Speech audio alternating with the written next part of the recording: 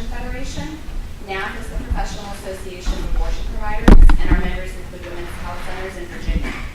For almost 40 years, NAF has ensured the safety and high quality of abortion practice with standards of care, protocols, and accredited continuing medical education. NAF's evidence-based clinical policy guidelines set the standard for quality abortion care in North America. We're committed to patient health and safety and evidence-based regulations. However, the current regulations don't reflect the safety of abortion care, the needs of patients, or the expertise of providers. As such, we generally support the Board of Health's proposed amendments and strongly support the governor's recommendations. I'd like to offer two specific comments on the proposed amendments. First, related to the definition of trimester. NAF supports the governor's recommendation that first trimester pregnancy be defined as 13 weeks and 6 days after the last menstrual period, LP, or based on an appropriate clinical estimate by a licensed healthcare provider. We oppose the board's recommended amendment that the first trimester pregnancy be defined as the first 12 weeks from conception. Pregnancy is measured in trimesters from the first day of a woman's last menstrual period to like 40 weeks. And while the definition of first and trimester can vary, it's generally accepted that the first trimester goes to 14 weeks LMP. NAF's clinical policy guidelines don't directly define trimesters, but reference the premise that the second trimester begins after 14 weeks LMP. 12 weeks from conception, on the other hand, is a less technically accurate measure of the first trimester of pregnancy. Secondly, NAF supports the board's amendments to the design and construction standards for abortion facilities, as well as the governor's additional amendments for this section. Any physical plant requirements for healthcare facilities should be based on the medical needs for the services provided, as well as the safety record of the services provided. Abortion care is a simple procedure that is typically provided in office-based settings. Outpatient abortion care provided in the office or clinic setting has an excellent safety record in this country. As a result, standard, may I finish? Thank you. Okay, thank you. On deck, we have Anna.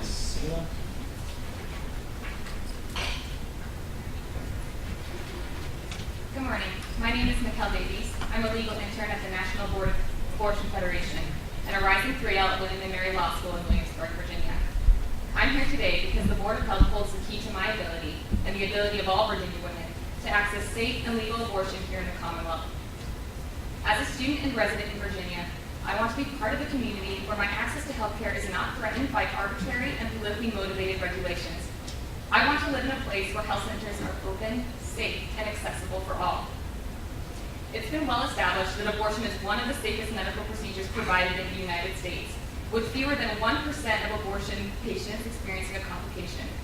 Given this well-established safety of abortion procedures and the high quality of care provided at women's health centers here in Virginia, it's clear the current regulations are politically motivated, medically unnecessary, and are designed to limit access to those most in need in our Commonwealth.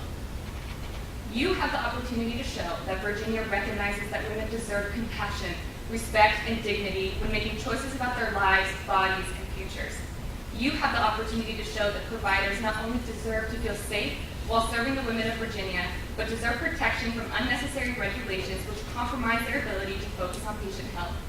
I support the Board of Health's proposed amendments and strongly support the governor's recommendations which reflect a commitment to these principles. I urge you to adopt amendments that will reflect the high standards of patient safety and access to care that Virginia abortion facilities have provided for over 40 years. Stop these sham restrictions on women's health centers. Virginia women and their providers deserve nothing less. Thank you.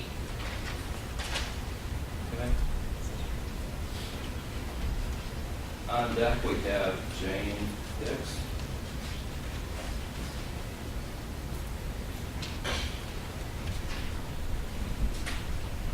Hi, my name is Damascena. I had an abortion years ago in an abortion facility.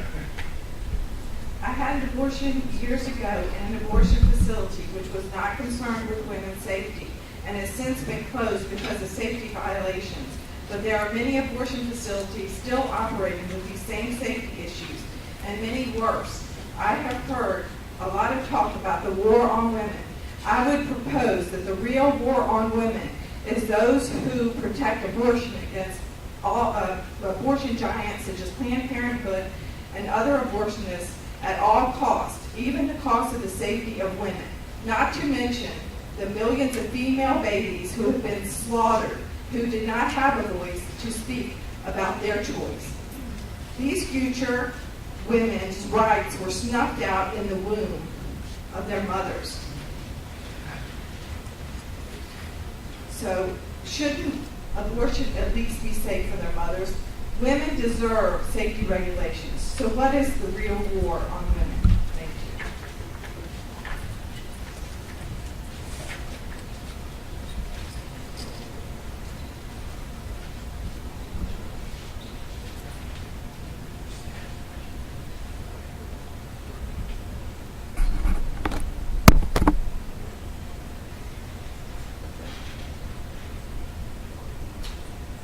Jan Dix is the speaker. On deck is Anna Scholl.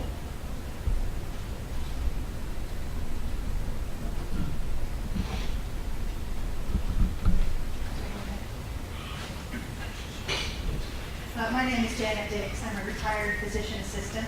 I worked at the University of Virginia for over 20 years, so I understand the importance of evidence-based health care.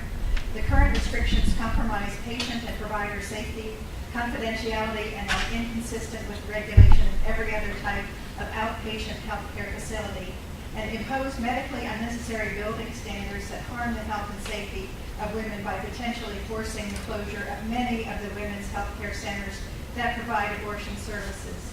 I support the board's action to amend the regulations for the licensure of abortion facilities, and I strongly support the governor's recommendations concerning those amendments. The restrictions imposed by TRAC were not originally based in science, medicine, or the actual promotion of women's health and safety. With the assistance of a physician advisory panel and the Design and Construction Advisory Board, the board, by voting to amend the regulations, has taken the important step toward implementing evidence-based remedies for these restrictions. Combined with the governor's recommendations, these changes in the regulations prioritize the lives of thousands of women and families who rely on women's health centers for comprehensive reproductive health care, including crucial preventative care, STI and cancer screenings, and birth control. I am thankful that the board and the administration have taken steps to ensure that the regulation of abortion facilities is medically appropriate and preserves the high standards of patient safety and access to care that abortion facilities in the Commonwealth have provided for over 40 years.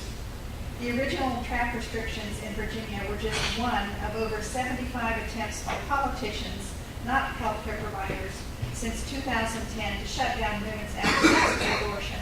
I support the board's and administration's effort to amend these politically motivated restrictions. We have to remember that Roe v. Wade is still part of the law of our country. The regulation of healthcare providers should be based in sound science and medicine, not politics. Anna Scholl, speaker. On deck, Jill Abbey. Good morning. My name is Anna Scholl, and I'm the Executive Director of Progress Virginia, and I'm here today to ask you to amend the politically motivated sham restrictions on Women's Health Center, because we all share a commitment to ensuring patient health and safety, but these sham restrictions don't do that. These restrictions have been pushed by politicians to cut off women's ability to access comprehensive reproductive health care services. And that's why they're opposed by leading medical experts like those you'll hear from today, as well as the American Congress of Obstetricians and Gynecologists. Sham restrictions that require a certain hallway width or awning height, restrictions that are not imposed on any other type of non-hospital medical office in the Commonwealth, are medically unnecessary regulations that are designed not to advance patient health and safety, but to shut down safe, high-quality women's health care centers. Playing politics with women's health isn't just wrong, it's also dangerous. Closing safe, high-quality healthcare clinics in our communities won't end the need for abortion, but it forces women to take matters into their own hands or forces them into the hands of substandard providers. Make no mistake that these restrictions harm women. Shutting down reproductive healthcare providers makes it increasingly difficult and sometimes impossible for a woman who has decided to end a pregnancy to get the safe, legal, high-quality care that she needs. These restrictions must be amended to better protect patient health, safety, and confidentiality and ensure access to safe medical care. Please amend these restrictions so that they are based in evidence-based science and medicine, not politics. Thank you.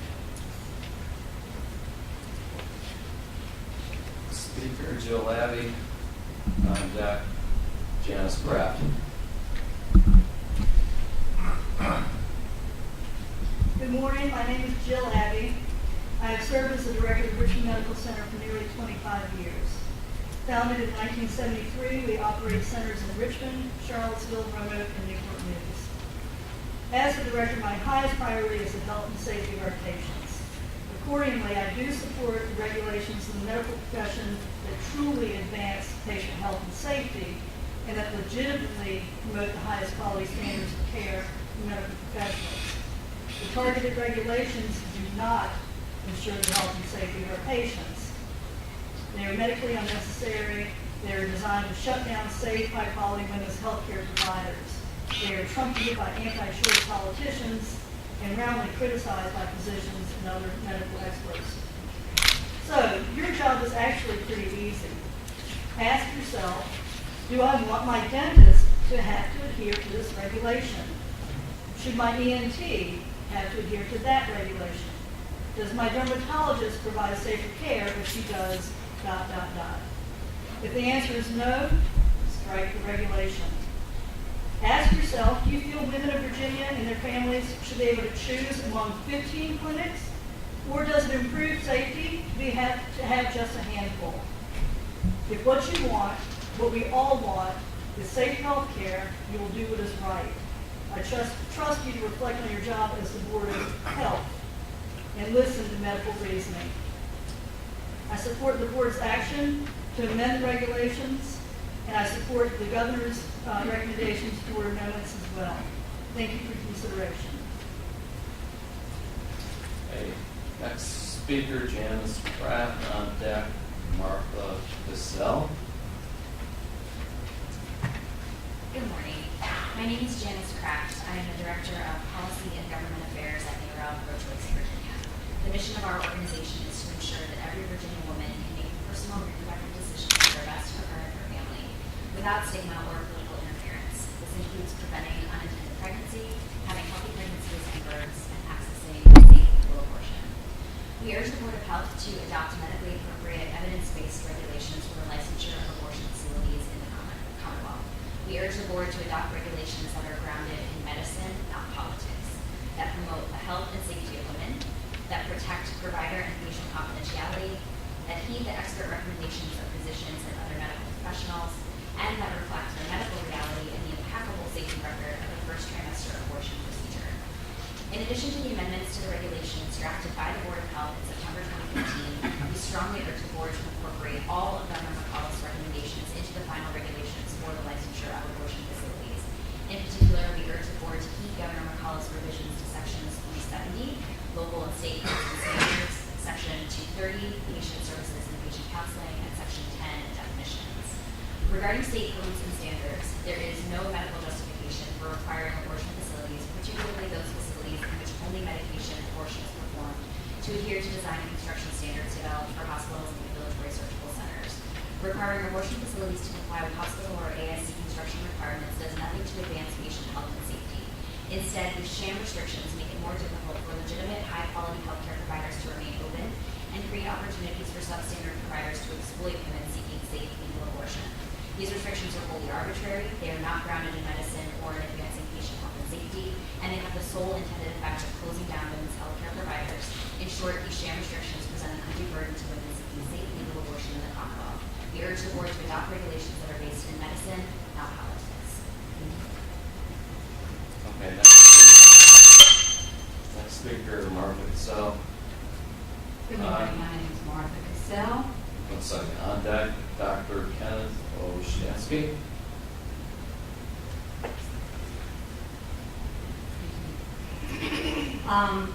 I've had an abortion, and it was in the first trimester, and thankfully there was no harm done.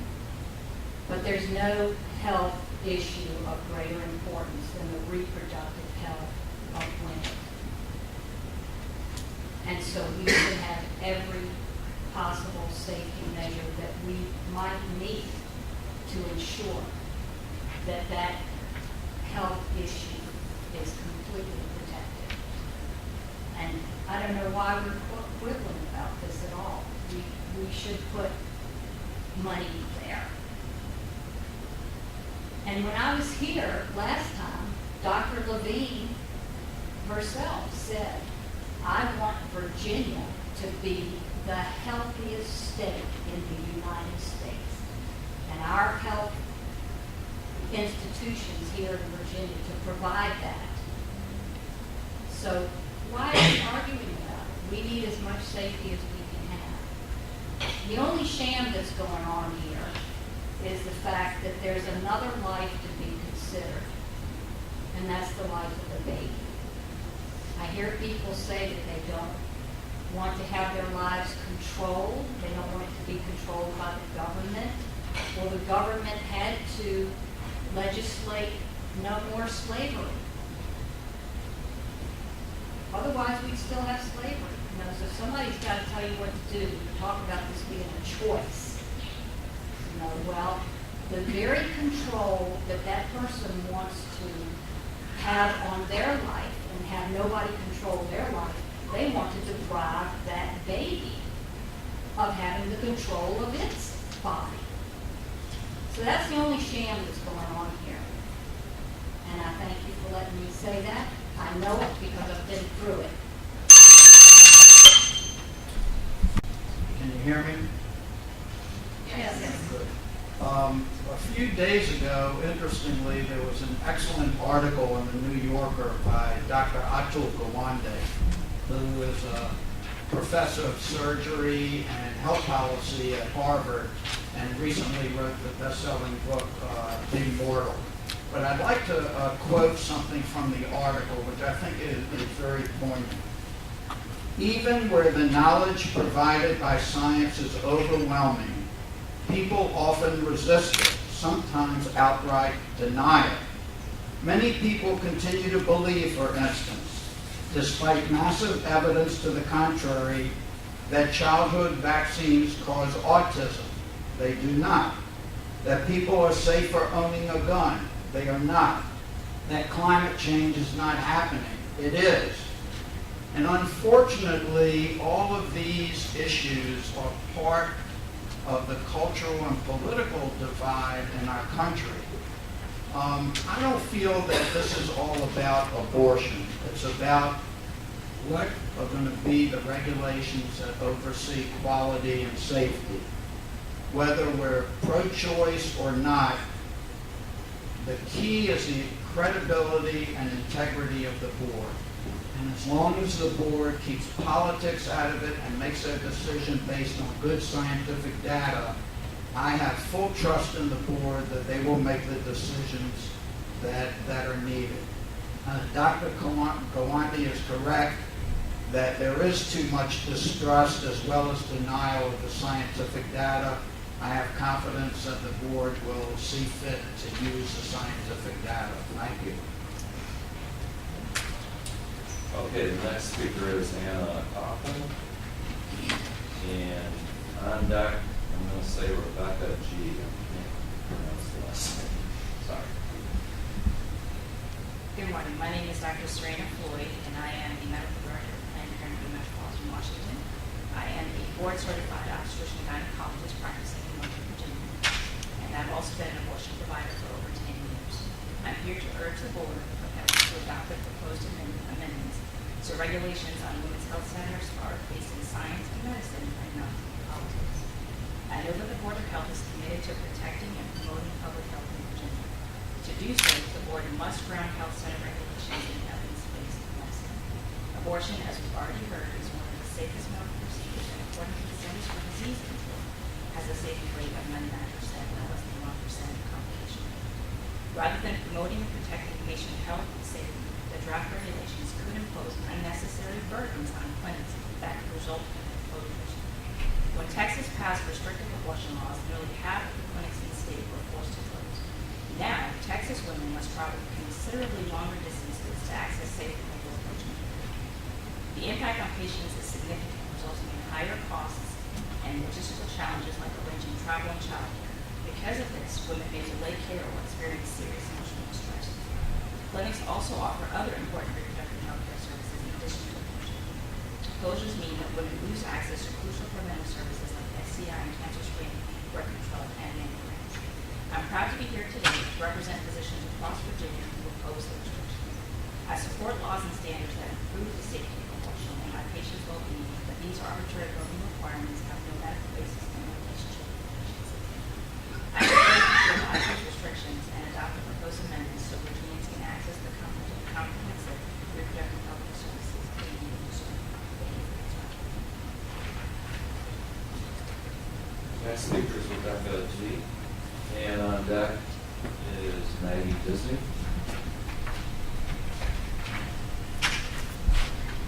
Good morning. My name is Anna Coughlin, and I'm an intern with Mayor Rockbridge, West Virginia, and also a resident of Burke, Virginia.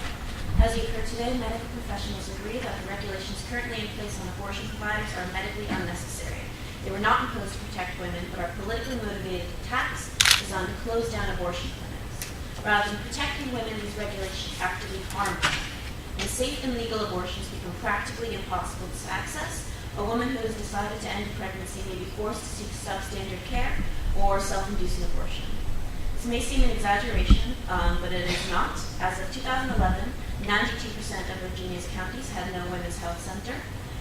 As the few remaining centers are shut down because of sham restrictions, a woman loses her last safe option to terminate an unplanned pregnancy. With mandatory 24-hour waiting periods and huge distances to cross in Virginia, in order to obtain an abortion, many women would need to pay huge transportation and lodging costs and take several days away from home. For women who have limited transportation access, who have children that they need to care for, or who cannot afford to take several days off of work without losing their jobs, obtaining a safe or legal abortion at one of these clinics is impossible. They are forced to choose among a set of bad options. And when these women know with assurance that they cannot carry a pregnancy to term, she may be forced to attempt an unsafe procedure on her own or seek a substandard provider. Both of these options are very dangerous, with the risk of life-threatening complications. But they become the only options left when politically motivated regulations strip away Virginians' access to safe and legal abortion care. If we really want to help keep patients healthy and safe in Virginia, the only possible option is to amend these restrictions. Thank you. Next speaker is Maggie Disney, and on deck is Margaret Beth. I'll say M. Could be Mayor. You got ahead of yourself by one. Sorry. I'm Rebecca Goffel. Oh. By one. Okay, go ahead. Got it? Got it. Sorry. I apologize.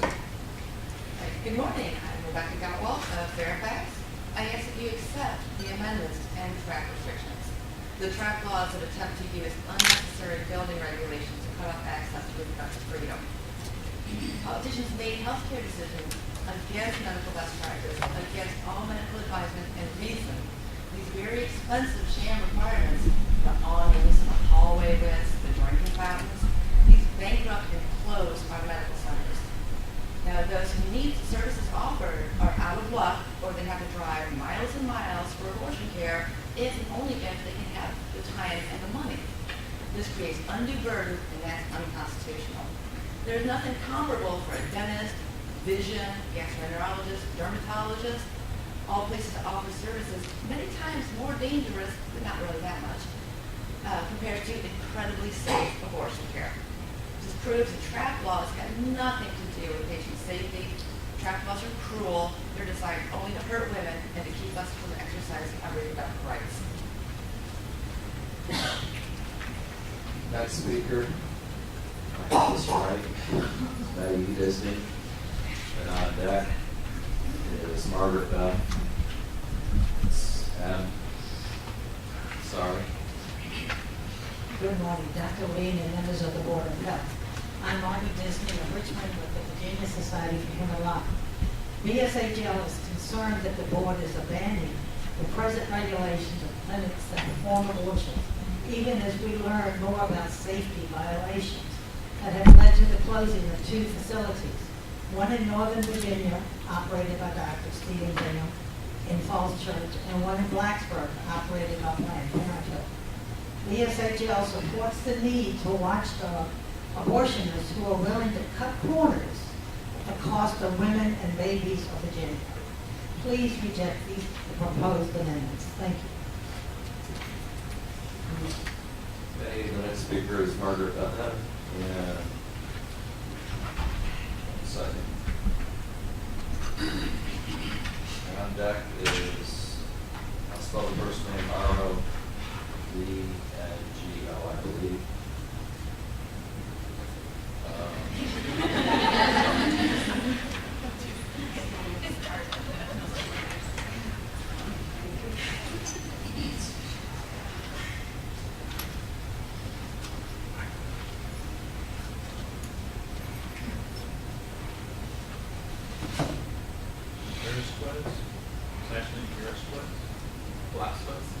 It's a Latino name. Okay, I apologize.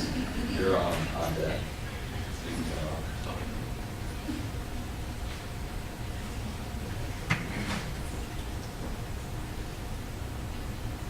You ready? Oh. I am just a citizen. I have no advanced degrees, no quotes from New Yorker, and I am safe for owning a gun. And I have a question. First, I'd like to say that this has nothing to do with Roe versus Wade. We're not even talking about whether you can have abortion or not. But I can't understand why people are so opposed to having properly regulated health care for these women. We have better health care in veterinary hospitals for our animals than we do in these clinics. I'm more sure of taking my dog in and being protected than these women are going into these facilities. I'll just use one example. One of the requests is to have a doctor who is available to admit a patient to the hospital if the need should arise. Hopefully that would never happen. But these are the things that are so important, and this is what we ask for, you to support, not the government. So that's what it is even. And I thank you for allowing me to speak. The next speaker, I'll allow you to introduce yourselves by mentioning your name. Oh, Rodrigo Velasquez. Okay. Okay, then we have on deck Josh Hertzler.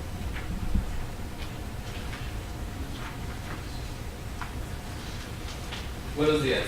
My name is Rodrigo Velasquez, and I'm a coordinator with the Virginia Latina Advocacy Network, an extension of the National Latina Institute for Reproductive Health, which is the only national reproductive justice organization dedicated to advancing salud, dignidad, y justicia, health, dignity, and justice for Latinas, their families, and communities in Virginia and throughout the country.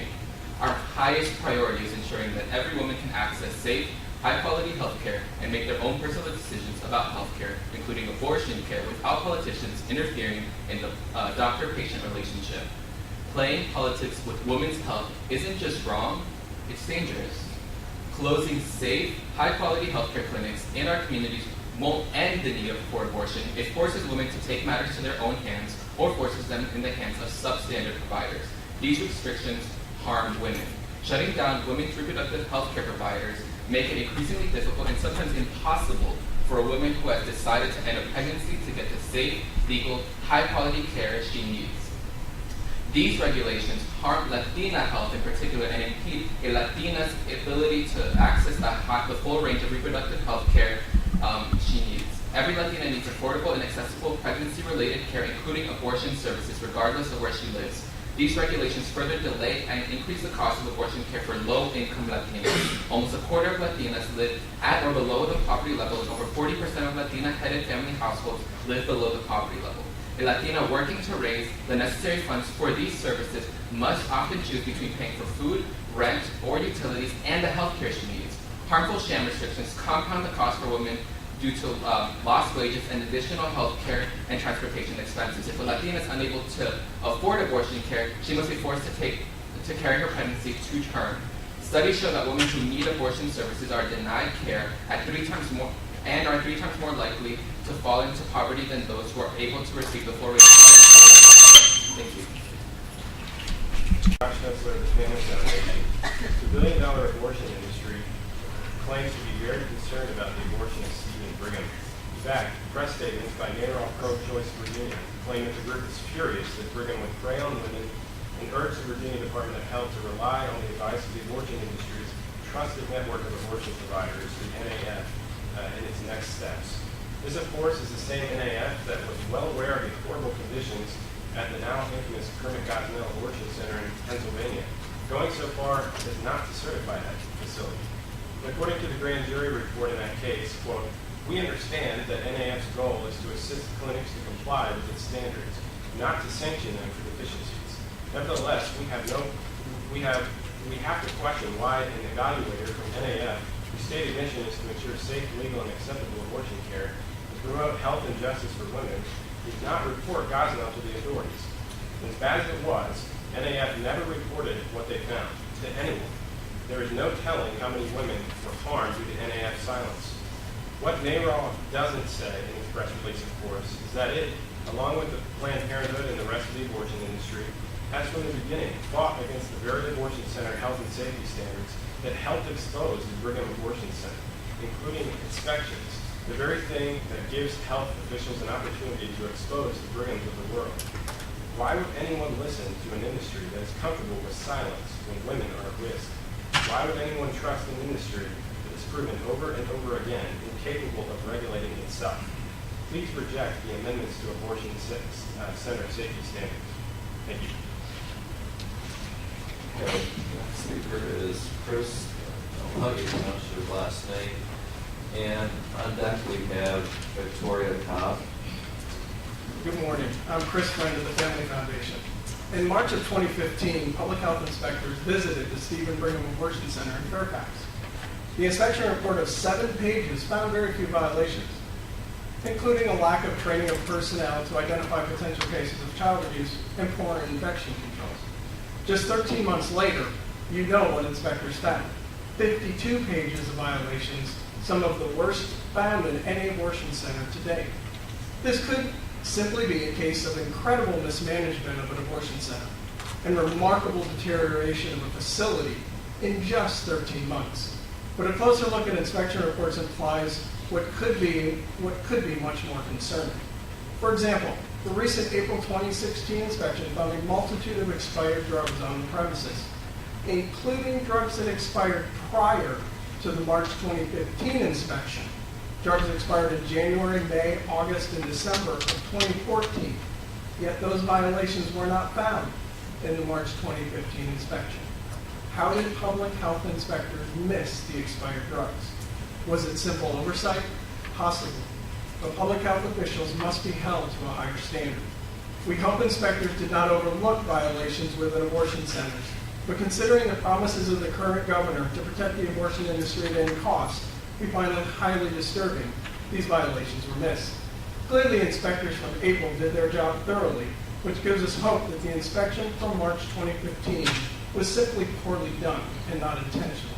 But we would ask that a review of the 2015 inspection be done so that the reasons for the oversight can be determined, so the public can have confidence that inspectors are not improperly influenced by external politics. Thank you.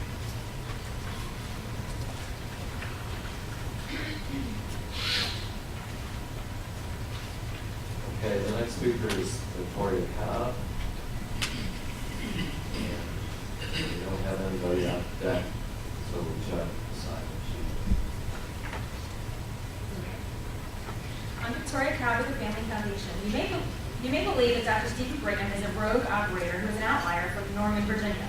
That's simply untrue. Diane Burzes has operated abortion centers across the nation, including A Capital Women's Health Center in Richmond. A significant number of Durz's abortion centers have been closed due to egregious health and safety violations. In 2012, Durz's was ordered to shut down her facility in Birmingham, Alabama, after inspectors found 76 pages of violations following the hospitalization of 3 patients in one day for abortion complications. Officials have been fighting to close her Mississippi Abortion Center for years. William Fitzhugh operates abortion centers in Richmond, Charlottesville, Roanoke, and Newport News. Fitzhugh's abortion centers have been found to have a litany of health and safety violations, including unlicensed staff members illegally mixing drugs for patients and transporting narcotics from one facility to another with no record or documentation. In fact, the Charlottesville facility had no records in accordance with federal and state laws regarding the drugs used at the facility, including Schedule II narcotics like fentanyl, a drug now becoming a major problem in the drug trade. Fitzhugh administered medications and wrote prescriptions at his Charlottesville facility without a current DEA number for that abortion center. For these multiple violations of state and federal drug laws, Fitzhugh received nothing more than a reprimand. Between them, Fitzhugh, Brigham, and Durzes own and operate 7 of the 15 operating with the Fairfax suspension, 16 or 15, depending on how you look at it, abortion centers in Virginia. These operators have a history of ignoring standard medical practice. Changes in the health and safety standards will simply make it easier for them to continue to put women at risk. I recognize that evidence-based medicine is a catchy phrase to hide behind when changing these health and safety standards, but the amendments that are considering being adopted fly in the face of all the evidence found in inspection reports. If nothing else, the Brigham incident is yet another reminder that all the promises by representatives of the abortion industry that abortion centers in Virginia are safe are lies. Thank you. Okay, next speaker is Jeff Russo, and on deck we have Ida White. It's okay. Sorry. Good morning, I'm Jeff Caruso, Executive Director of the Virginia Catholic Conference. I offer the following comments on behalf of Virginia's Catholic bishops in the 2 dioceses. Abortion center regulations are essential for the health and safety of Virginia women and must be maintained, not weakened.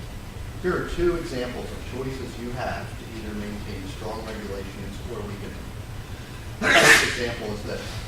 In section 230B, after the words authorized person, the governor proposes striking the words, which shall be notarized as required by section 16.1-241 of the Code of Virginia.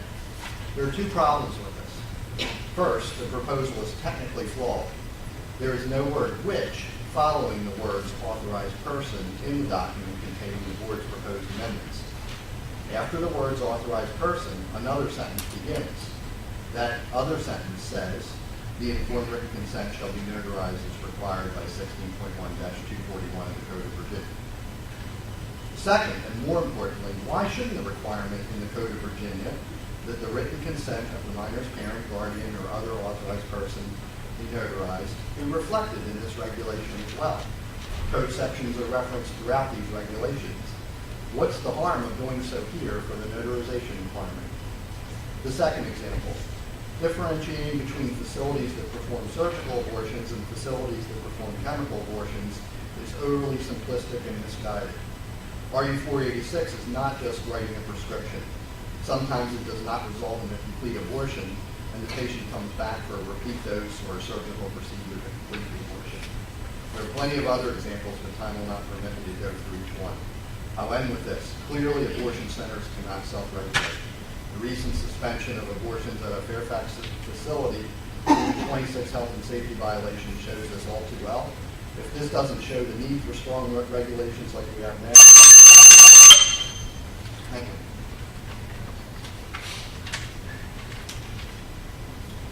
Okay, the next speaker is Ida. I'll let you pronounce your last name. And on deck we have Whitney Barnes.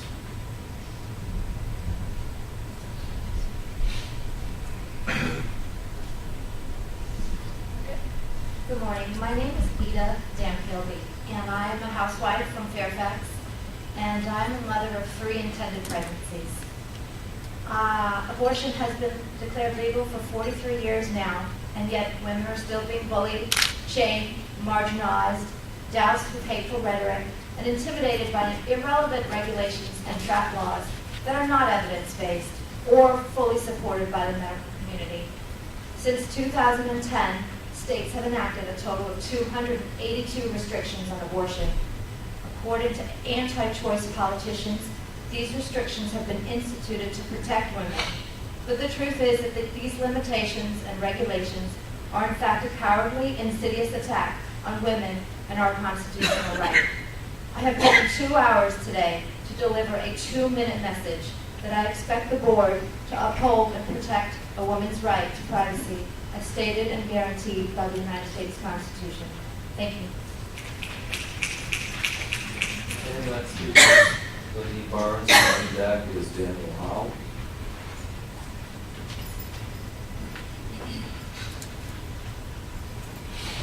My name is Ladine Barnes. I'm a fertility care practitioner, and I work specifically in the area of women's health.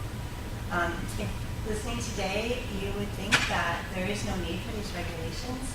And I was glad to hear cited some of the recent violations, and a simple Google search will show all of us here that the abortion industry can indeed not self-regulate. If our sincere concern is indeed for the safety of all women, I do not understand why we would not be united with, if not the original regulations, indeed even stricter ones for the safety and healthy of our women today. I actually think we should be on the same side here, and having worked within the medical, in the hospital setting itself, no one questions the regulations. No one questions being inspected. Everybody works very, very hard to meet those expectations, and it's all understood to be for the sake of our patients. So to be watching a huge voice fighting against this is very confusing to me. It does not. As a woman, I don't understand why somebody would be arguing against a tighter regulation for a safe environment for me as a woman. Thank you. Okay, the next speaker is Daniel Howell. On deck is Leslie Rubio.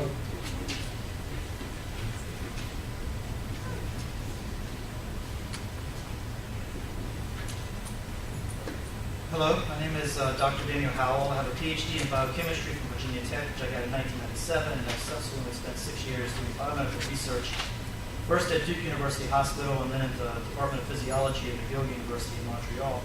For the past 13 years, I've taught human anatomy and physiology and human clinical anatomy courses in the School of Health Sciences at Liberty University in close association with Liberty's own College of Osteopathic Medicine, where I train more than 500 undergraduate and graduate students in biomedical sciences each year.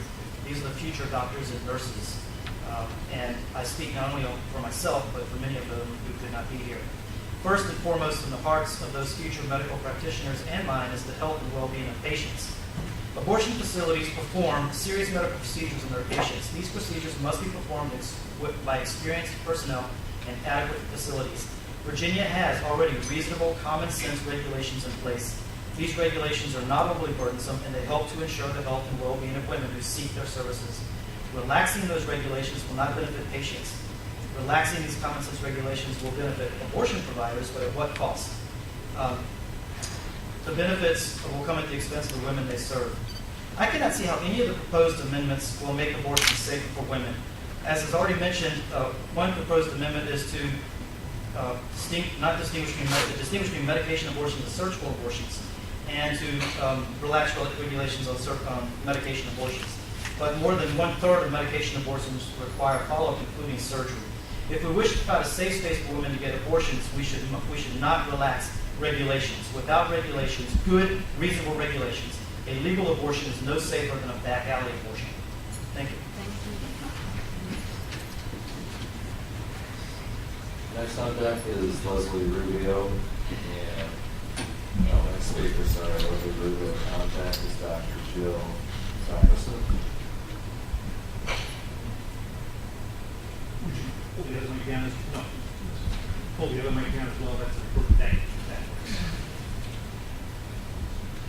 My name is Leslie Rubio. I'm here today to ask that the current regulations be amended as suggested by the governor. I feel that the issue here today is not about health, medical care, or safety for women.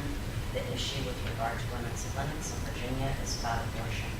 It is only clinics in Virginia that provide abortion procedures that are being targeted and scrutinized in a way that no other medical office or clinic in our state is. This includes medical offices that perform much more invasive procedures than abortion. Reproductive health care facilities in Virginia have been offering comprehensive health care to women for almost 40 years. Without the availability of clinics in our state, women will have even fewer options. This means that women who would otherwise not have access to health care at all in Virginia will go without preventative care. Women need more access to reproductive health care in our state, not less. Religious views and opinions should never prevent women in our state from accessing the care that they need, nor should these views these have any bearing on a woman's choice to safe and legal abortion. Without contraceptive care that is vital to family planning, the instances of abortion will only increase. Women's clinics are forced to shut down in our state. Women who do not have access to care will be forced to make unsafe decisions for themselves and their families. This will certainly not provide for the safety of women in Virginia. Don't let Virginia become another Mississippi or Texas.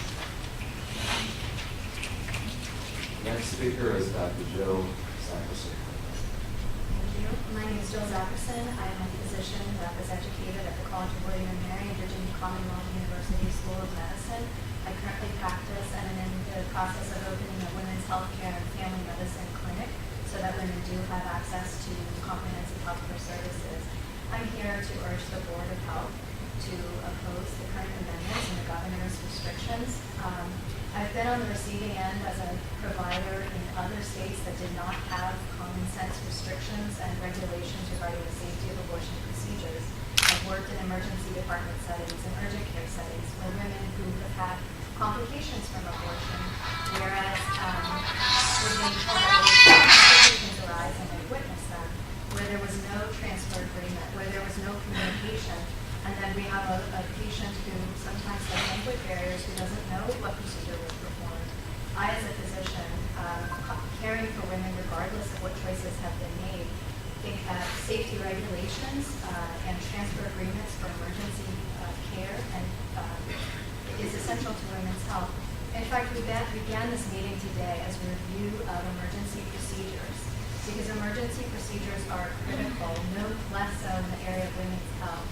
If we need to know what to do in the case of a tornado here for this meeting, we also need to know what to do and who to call and how to transfer and make an arrangement for a higher level of care if a woman is facing an abortion complication. So I think that we've heard very much about this being a political process, and Bill has demonstrated by pink t-shirts and the presence of strong abortion industry leadership. Everything is politics, but in particular, these regulations which are being considered to be watered down is not about women's safety. I think they should be strongly opposed by the Board of Health for the sake and for the benefit of women in Virginia. Thank you.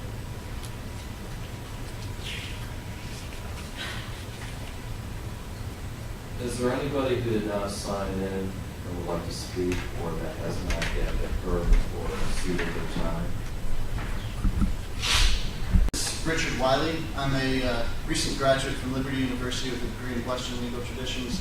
I'm presently interning with the Family Foundation, and I just had a couple of words. Today it's been mentioned hallway width and awning height are the epitome of regulations that we're discussing today. That's really not the main issue. The issue is the bloodstained tools, the infected machinery, the lack of credentials for individuals who are participating in the abortion clinics. Reading the inspection reports, I can't help but ask the question, what is the trajectory of abortion? The fact of the matter is that even those who believe that abortion is a right are compelled by the facts to advocate for the well-being and the health of the women who go to these clinics. Refusing to hold the clinics accountable by changing the regulations so that they're more lax does not promise a better future for the industry, but a legal acceptance of the saddeningly low standards presented. So the issue comes down to life. The issue comes down to whether we're going to advocate for the right of the unborn children, the individuals who are not being granted a choice, versus the individuals who are claiming a right and abrogating the right of the individuals who are losing the right. Thank you. Okay. I speak again. Oh, sorry. Just raise my hand. State your name, please. Hi, my name is Jerisa Davis. I'm a resident of Midlothian. I'm actually from Texas, where, as you all know, massive restrictions have been placed on clinics, which, lead to women having to travel hundreds of miles if they have, the money and the time off from work to do so.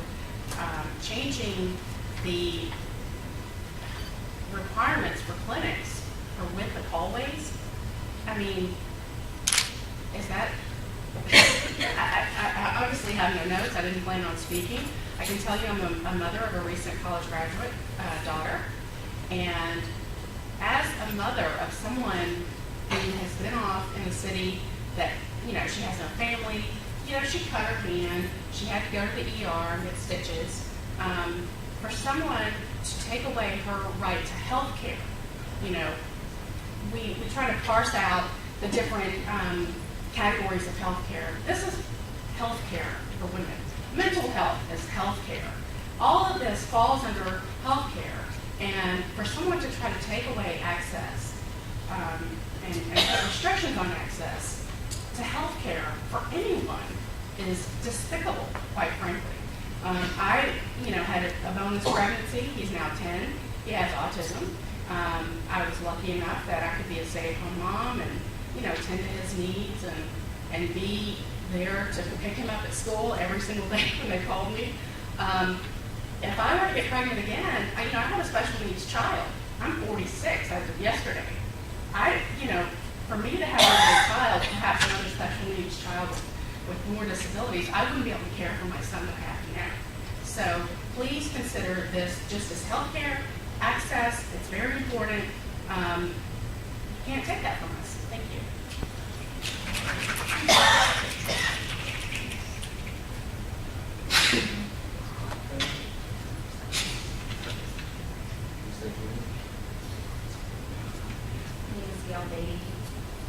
Pull the other mic up closer to The short. this row. Need them both. That's good. Sorry. Oh, that's, you're fine right there. Yeah, what was your name again, please? My name is Gail Beatty. I'm the Secular Society Women's Rights Legal Fellow at the ACLU of Virginia and a member of the Virginia Board State Bar. The ACLU of Virginia generally supports the board's proposed amendments and strongly supports the governor's recommended changes. Specifically, we support the governor's proposed change for the definition of first trimester and the requirements for weekly date of pregnancy. Virginia is one of 4 states currently enforcing ambulatory surgical center requirements in Virginia. This should be an embarrassment to our state. The current regulations, were they not to be amended, would shut down clinics. That is their entire purpose. And that was made abundantly clear during oral arguments at the Supreme Court in the Whole Women's Health v. Hellerstadt case, in which Justice Sotomayor very aptly stated, why are there so many medical treatments whose complication rates are disproportionately higher than abortion, but lawmakers and people who profess to be so concerned about women's health are not asking for those practices to be regulated the same way as abortions. Regulating abortion clinics out of existence will impose an unconstitutional, undue burden on women's access to safe, legal abortion in Virginia.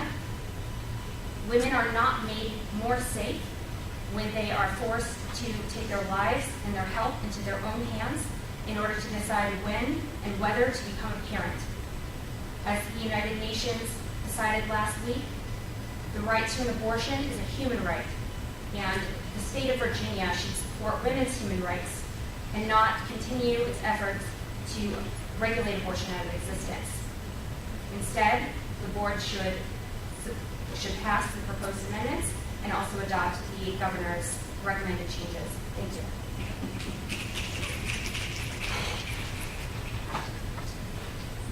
Please state your name. Sure. Cianti Stewart Reed. Do you want me to spell it? Please. Sure. Cianti. Last name is Stewart-Reid. Thank you.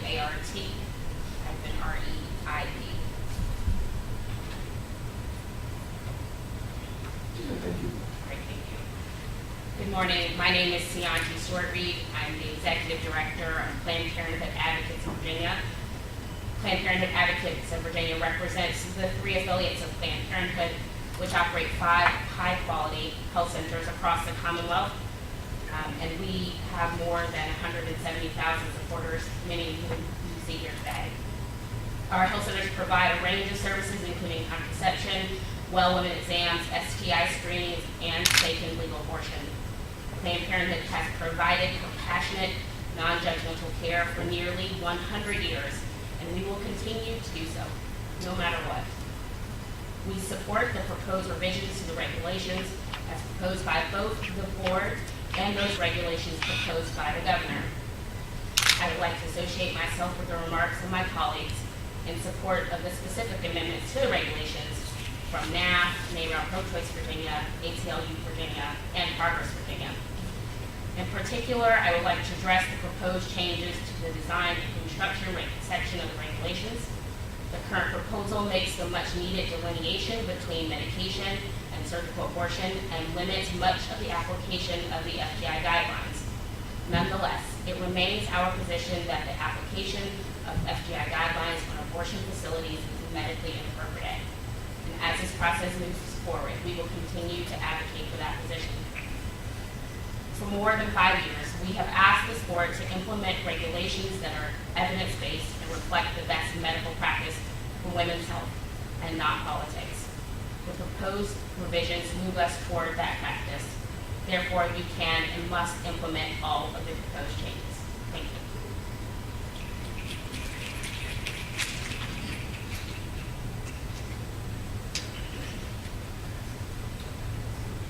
Is there anybody else that would like to speak?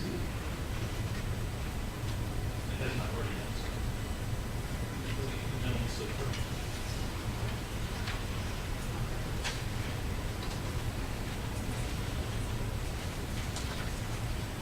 State your name, please. Good morning, I'm John Blight. Thought I had my name on the list earlier. I'm John Blight with the Virginia Christian Alliance. I'm a native Richmonder.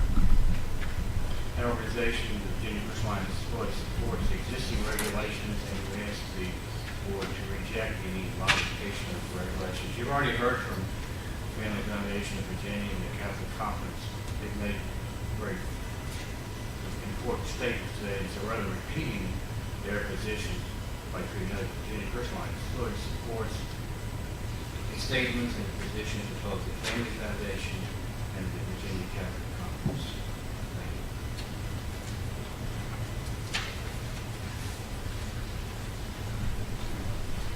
My name is Rachel Rubenstein. I'm a law student at the University of Richmond who hopes to someday be a lawmaker. I'm here to advocate today not just on the importance of evidence-based regulations that impact my medical providers, but also for the effective creation and implementation of law in my state. In school, we discuss not only Roe v. Wade, but also Planned Parenthood versus Casey, and other constitutional rights and powers that have been granted to us. Part of these powers of the Constitution discuss the responsibilities of our representatives and lawmakers. I'm here to ask the board not only to consider the neutrality of medicine, but also the unbiased and expert opinions of stakeholders like the American Association of Obstetrics and Gynecologists, as well as the National Abortion Federation. In line with these organizations, I strongly ask that you accept the governor's recommendations to the proposed regulations. Creating stricter regulations does not necessarily create a safer facility. In fact, many of the violations cited today only came to fruition as a result of stringent, targeted, and burdensome regulations placed specifically onto women's health clinics. I can only hope that Virginia continues to be a state I wish to live in that supports my ability to both pursue my career goals without fearing how my gender or health could deter those. In line with such organizations, I again ask this board in its medical and political capacity to accept the governor's changes to those proposed recommendations. Thank you. Is there anybody else? State your name, please. My name is Nicole Brim, and I am a resident of Alexandria, Virginia. I am here to urge the Board of Health to amend these medically unnecessary restrictions. Just yesterday, I was at DC Pride, and we have a game called What's Your Abortion IQ that we play with participants at the festival. One of the questions we ask is, in percentage, the risk of a major complication of a first trimester abortion. And many of our community members and fellow Virginians are surprised to find out that that rate is less than 1%, 0.05 actually. TRAP regulations play off this unfounded stigma that abortion is dangerous and unsafe. In reality, it's safer than a penicillin shot. It's safer than getting your wisdom teeth out. I asked myself why there were no regulations on hallway widths and parking spaces when I got my wisdom teeth out. The answer is that wisdom teeth are not politicized like abortion. There is no anti-wisdom teeth movement using sham regulations to try and shut down access to this medically necessary, common, safe procedure.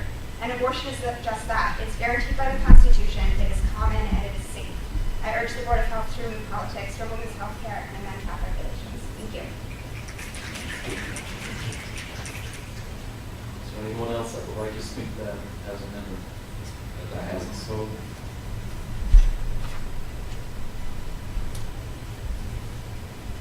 Please state your name. Yes, Barry Hodge, on behalf of Alliance Defending Freedom. I would urge the board to take seriously and look at and remind themselves of what their mission is. As it states, is to protect the health of all Virginians. We often get confused in the debate that this board is engaged in to remember the reason it exists. The board's mission statement reads that it's to provide leadership, planning and policy development, also with emphasis on promoting and protecting the health of all Virginians. What's before the board is a decision to think about, and the issue is square. If any regulation makes things a little bit safer for a woman, wouldn't that be to protect all Virginians within the scope of your mission? The issue is reducing risk to women. Any medical procedure, regardless of what it is, when a patient goes in, would be an err and incline on the side of actually reducing any risk to them, not actually leaving the risk open. So I would encourage the board to remember their mission, to go back and reread that mission statement, and also to remember, as it states on your own website, that your first duty is to the citizens of Virginia. In fact, your primary customer, as it reads, is Virginia citizens, including women. Secondary customers are the governor's office. They are not your primary role to protect. Your primary role is to protect Virginia women. So if the regulations actually presently make it a little bit safer, a little less risky, isn't that your role to fulfill? I ask you and encourage you to reject the amendments as proposed. Thank you.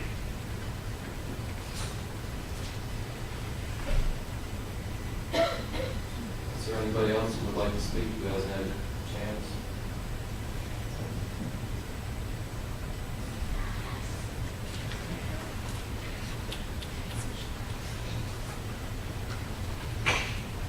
State your name. Good morning. My name is Michelle Wooten.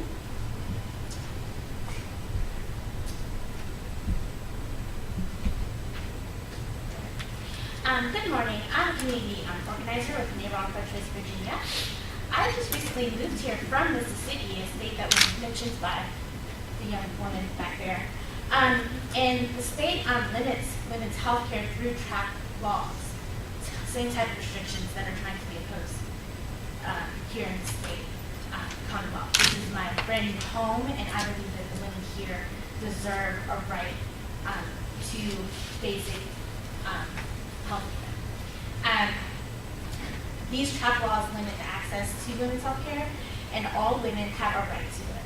It's their constitutional right. That's why I ask that the board accepts the amendments and also the governor's recommendations. Thank you.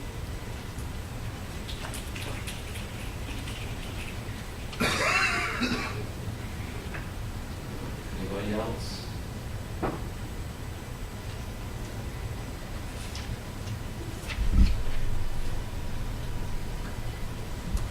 Okay, if you have any written comments that you would like to drop off before you leave, we'd be more than happy to accept those as well. I want to thank you on behalf of the Virginia Department of Health. I would like to thank all of you for coming here today and sharing your comments. The public comment period will remain open until July 1st, 2014. Anyone wishing to submit written comments during the rest of the comment period may do so either directly to us or through the Virginia Regulatory Town Hall. If anybody is interested in the web address, printouts are on the, no, printouts aren't on the page. They're up on the screen, sorry. And of course, you can certainly fax them to our office. You could mail them or email them to our office. I want to thank all of you for coming. Have a safe journey home. That address, public